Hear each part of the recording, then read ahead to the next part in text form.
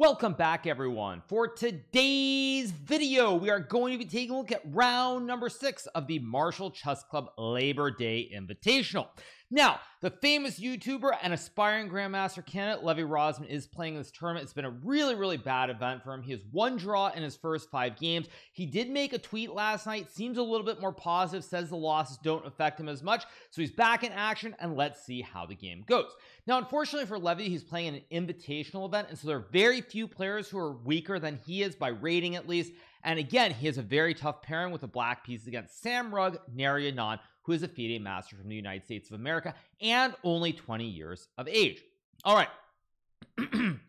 Levy with the black pieces, and the game starts out here with the move e4. And now Levy plays the move c6, essaying the classic Caro-Kann defense. Now, I have been a little bit critical of Levy, saying that he's going to need to add more openings to his repertoire, but it's very clear that coming into this event, the Caro-Kann is what he prepared, and he's not going to be changing. So we get d4 d5. Now Nary Anand plays the advanced variation with e5, and this is one of the big issues, as I've pointed out, with the Caro-Kann defense, which is that your opponent has a couple of options, and if they play this advanced system already, realistically speaking, you either have to play c5, which occurs in the game, the Botvinnik-Karl system, or you have to play the move bishop f5. Already there are only 2 options, and so because Levy always plays a Caro-Kann, his opponent is clearly ready for this, and Levy decides to play the move c5.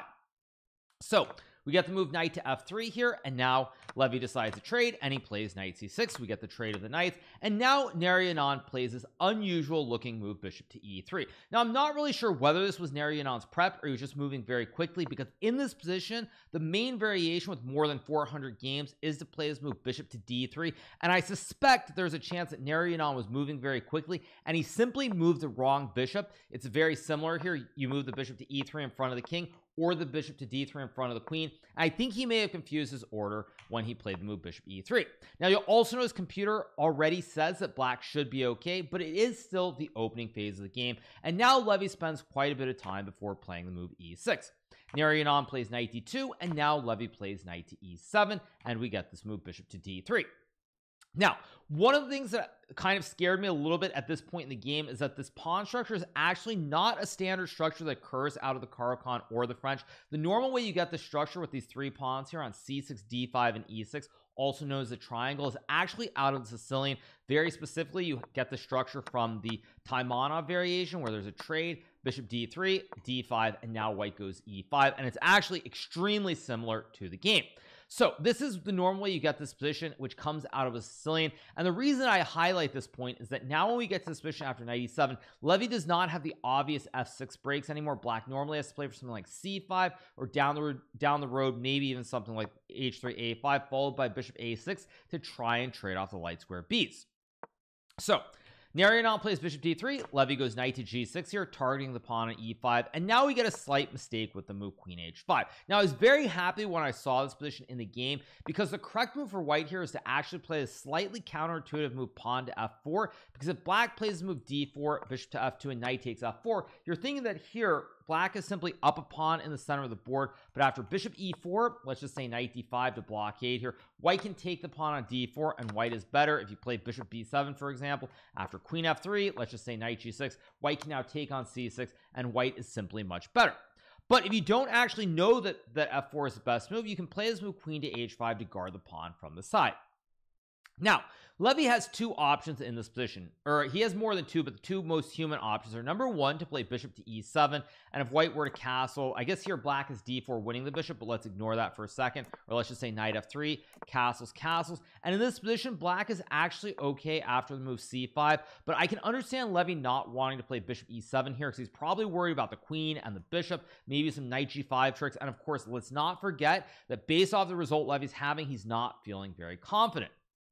So after queen to h5, Levy instead plays move queen h4. Now, this is a move that I mentioned while I was watching the live stream, and I was really happy to see Levy play this move, because after queen to h4 is played, white has no choice but to trade off the queens. If white were to take the knight here with the bishop guarding the queen, black takes back with the pawn, and now the queen and the rook guard each other. And after, let's just say takes, for example, g3, rook h5, and f4, after c5, black will get bishop b7, followed by d4, and with the open h file, the active b's on the diagonals, black should be doing very well. So Narayanan trades the queens on h4. If he were to move the queen back to say e2, black simply captures the juicer on e5 and has an extra pawn. So we get the trade of the queens, and now we have the move castles being played by Narayanan to guard the pawn on g2. And here Levy makes a huge mistake with the move knight f5. Now the reason I'm so kind of, I don't want to say disgusted, but disappointed in this move is that after this move is played, we end up in another situation like almost every game in the tournament where white's moves become significantly easier than black's moves.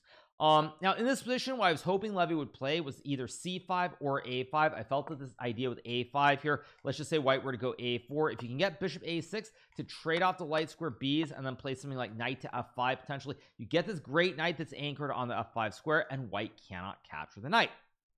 So I would have liked to have seen a5, even c5 here I think is quite reasonable, but instead Levy goes knight f5 right away, and unfortunately this move is very provocative and white has no choice but to trade the bishop for the knight. If white were to move this dark square b away here, for example, again black can play c5.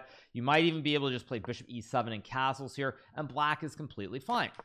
So we get the trade of the bishop for the knight, and now we have the move knight b3 being played, and already here there is some danger for Levy to deal with. Now the big problem for black here is that this light square b, first of all you have the double pawns in the f file, but the light square b is not super active, but more importantly you cannot push this pawn to c5 here. So what that means is if you're unable to push the pawn to c5 in this position, if white can say get a knight to c5 for example here, white should be much better generally speaking.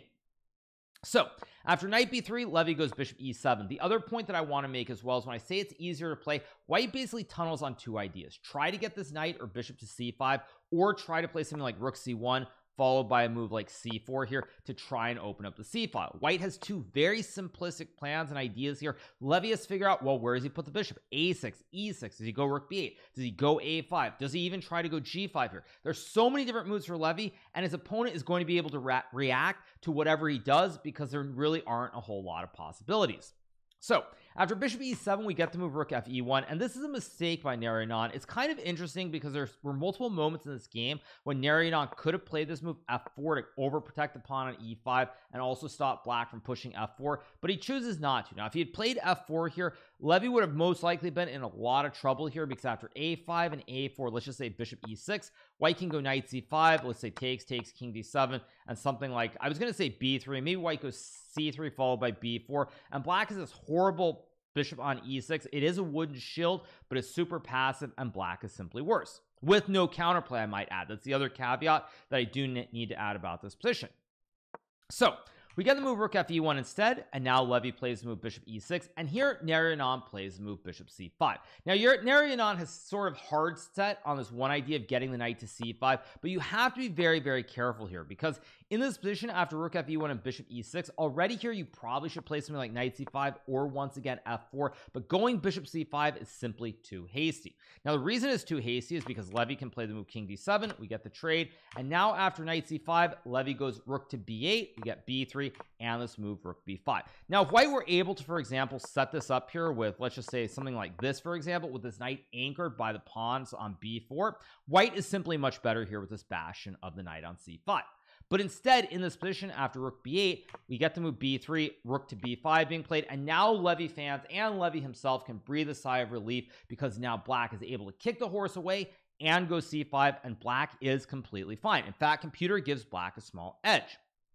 So Narayanan plays knight d3, and now Levy goes for the move c5. We get this move a4, attacking the rook and attacking the pawn on c5. Now here Levy plays this move rook a5 pretty much instantly, and this is a mistake. If Levy were to sack the pawn with a move like rook to b6, after knight takes c5, you have the move rook to c8, pressuring the knight. White can't push the pawn, you take it and win the game. And after white trades the knight for the bishop, you take with the king, rook e2, rook c6, rook a2, and after rook to c3 here, black is simply better, because even though white is up one pawn, the pawns on c2 and b3 are very weak. The pawn on e5 is weak, and let's just say white goes, I don't know, h3 for example, and black goes g5. Black's king is super active, d4 d3 is coming, f4 f3 is coming, and white has no chances, zero chances of ever winning this position. Instead, Levy plays the move rook a5, and now Narayanan correctly plays the move c3, trying to go b4 and jam this horse on the c5 square. Levy plays the move bishop d7, and now we get this move knight to f4. Now keep in mind, in this position, if Narayanan were to play f4, second time in the game he could have done this, by the way, overprotecting the pawn at e5, white is actually a little bit better here. Now the reason that white is better is because ordinarily we would think you want to go b4, takes, and rook to a1, hitting the bishop and winning the pawn on a7. But after rook to a1, black can play bishop b5, rook takes a7, king to e6 here, and now suddenly the king is active. You're pushing a pass pawn up the board, and white still can probably save the game, but it's starting to get a little bit dangerous. Whereas if white plays f4 here after rook to b8, for example, b4 takes, rook a4, takes, and rook a1, now you have the pawn supporting it. So if black goes bishop b5 and you take, you can't come up to attack the pawn as it's protected, and there is knight c5 checkmate.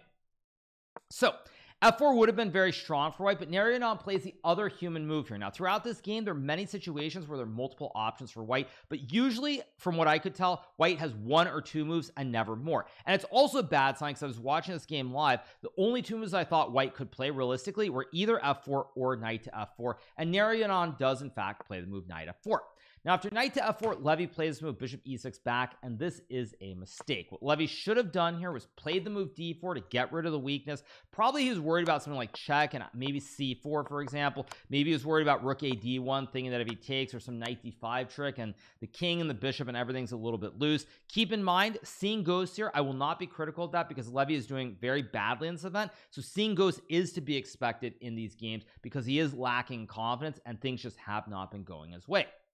Instead, Levy plays the move bishop to e6, and now we get the move b4, and we have the move rook a6. Now this is an important move from Levy to not trade the pawns. He's hoping that white will take, and after say rook to b8, suddenly these pawns on a4, potentially even c5, can become quite weak. You also have an open b file for the rook, and black is very much in the game. So Narayanan plays move knight d3 instead. We get the pawn trade, and now we have the move rook to c8 being played by Levy, and this is a fairly serious mistake. What Levy needed to play here was the move rook to c6 here, because now if white goes knight c5, you can play a5 here to undermine the pawn on b4. If white has to trade, or undermine the knight on c5, I should say, if white trades the knight for the bishop, the king is active, you have a pass d pawn to go up the board, and white has no chances of winning. But when Levy plays move rook c8, now white can play the move b5, rook b6, and knight to b4, trying to jam the horse on c6 and slam the door shut on the c file here. And now black is starting to drift into serious danger. So Levy plays move king to e8, an important move. If you were to go rook c4, for example, there's knight c6 check, knight takes a7, followed by a5 and b6, and white will win the game. So Levy goes king e8, and now we get the move rook to d1. Not the best move here, by the way, but it's understandable trying to target the pawn on c5. And here Levy plays the move rook to c5 very, very quickly. Now, once again, Levy should have played the move rook c4, sacking a pawn here, desperately trying to get some counterplay after takes, for example, and rook b7 with ideas like rook c7 and rook c1, or even rook c2. White is better, but there are very, very good chances to save the game here as you're in a rook and pawn endgame. Instead, Levy plays rook c5 to guard the pawn on d5, and now we get to move king f1. We have rook b7, and here Narayanan plays rook c1, trying to exchange a set of rooks. Levy goes rook c7, and now we get the move knight c6. We get the trade of rooks, and Levy plays d4. Now this move is an only move at this point in the game. If Levy does not go d4 here, he will lose effectively because he has this big pawn, this bishop on e6, that is not active. Just to illustrate the point, if you go bishop d7, king e2, let's just say you take here, white takes with the pawn, and after king to e7, king e3, king e6, and king to d4, let's just say f6, takes, and king c5, white will go rook e1, checking the king, followed by king to d6, and white is going to win the game. So Levy plays d4 here. Narayanan now goes king to e2. Obviously white cannot capture the pawn because then you would hang the rook on c1. We get king to e2, and now Levy plays this move bishop to b3, and this is effectively the final mistake of the game. Now it's not going to look like an obvious blunder because it doesn't hang anything, but after this move, white is technically winning. What Levy had to play here was this move bishop to d5, hitting the pawn and the knight at the same time. I'm not sure about the exact end game here. I think this is a draw with perfect play. If white goes f3, there's king d7, king d3, takes, king d4, and I believe after king d7, king c5, king c7, king b5, king b7, I think the evaluation bar is eventually going to drop. I'm not quite sure if it will, but I'm pretty sure this endgame will ultimately end up being a draw here. I think the bar is going to start to drop quite a bit already. Right around here you can see it's down to 0.5. So I think that if Levy had played the move bishop d5 followed by king to d7, there is a very good chance that he would have drawn this game. Naryanon still could have played king d3, trading off the g2 pawn for the d4 pawn, but after king d7, knight b8, king c8, for example, white has to find rook to g1. Very hard move to find to have any chance of winning at all. And as you can tell from the valuation bar, after takes, and g6, white is only slightly better.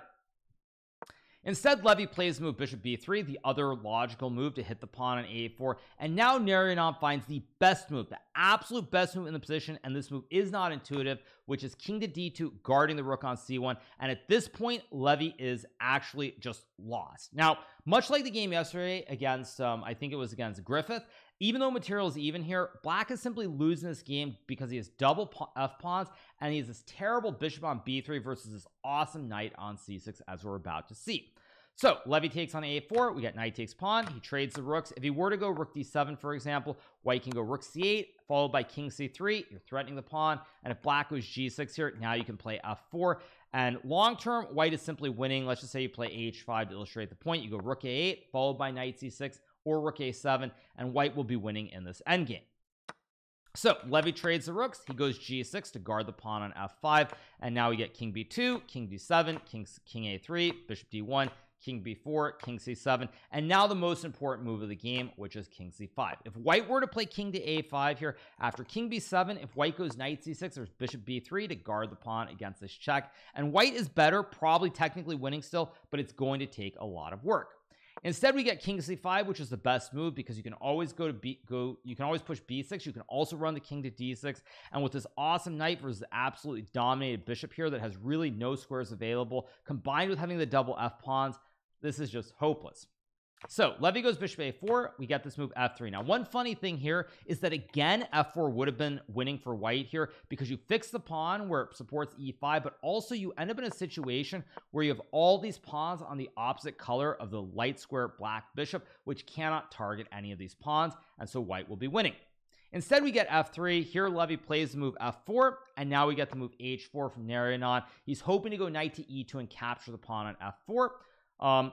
And if black were to play h6 so that on knight e2 there's g5, white simply goes e6, takes, knight f4, and white has an extra pawn on the king side and should be winning. I don't know if this is cleanly winning or not, but white should win eventually.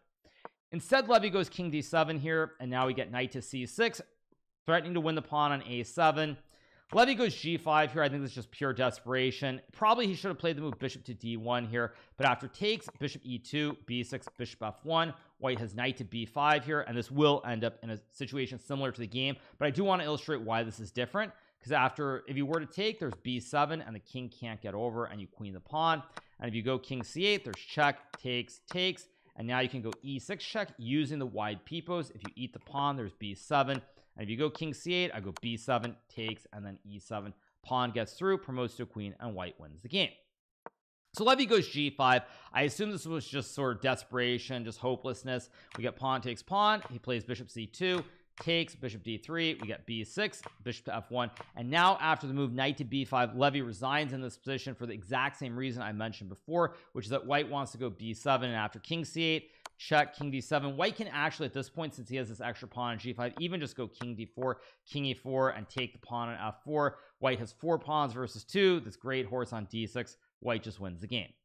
So Levy resigns this game. That means he now has half a point out of 6. Another very, very tough loss for Levy. What I would say about the games overall and the players he's playing against is it seems to me that the players have sort of figured out his style. They understand that he's very tactical and they're playing much more in a positional vein. His losses both to Kyron Griffith yesterday and this loss here against Samberg Naryanon have been very, very good positional games by both the players. They've really squeezed Levy. He hasn't gotten the counterplay in any of these games, and it's just been really tough to watch, frankly, because Levy hasn't had chances. Both the game against Griffith yesterday morning and this game today, really there's not a whole lot I can say. He played one really bad move with knight f5. He had some options later, potentially save the game if he had sacked the pawn on c5, but overall he never really was in a situation where he could create complications. It turned into positional grind. And it seems to me that probably Levy's biggest weakness currently, I mean, openings and everything else aside, is that he's not getting the positions in his style. He needs tactical positions, complications, aggressive play, as opposed to positions where he's really groveling hard and trying to defend with no chances of ever winning. So Levy ends up losing this game. He's on half point out of 6. It's obviously difficult to do these recaps. I'm not enjoying them. I mean, I was rooting really hard for Levy today. I thought that when he got c5 in, he would win, but you know, sometimes it's just not meant to be at the end of the day. So on that note, Levy is half point out of 6 in this Marshall Chess Club Labor Day Invitational. If you're not already subscribed to the channel, make sure that you smash that subscribe button below, and we'll be back with a recap tonight after Levy's 7th round, where hopefully he can just put together a good game as the tournament winds down. So hope you guys enjoy it. I'll see you very soon. Have a good one. Bye.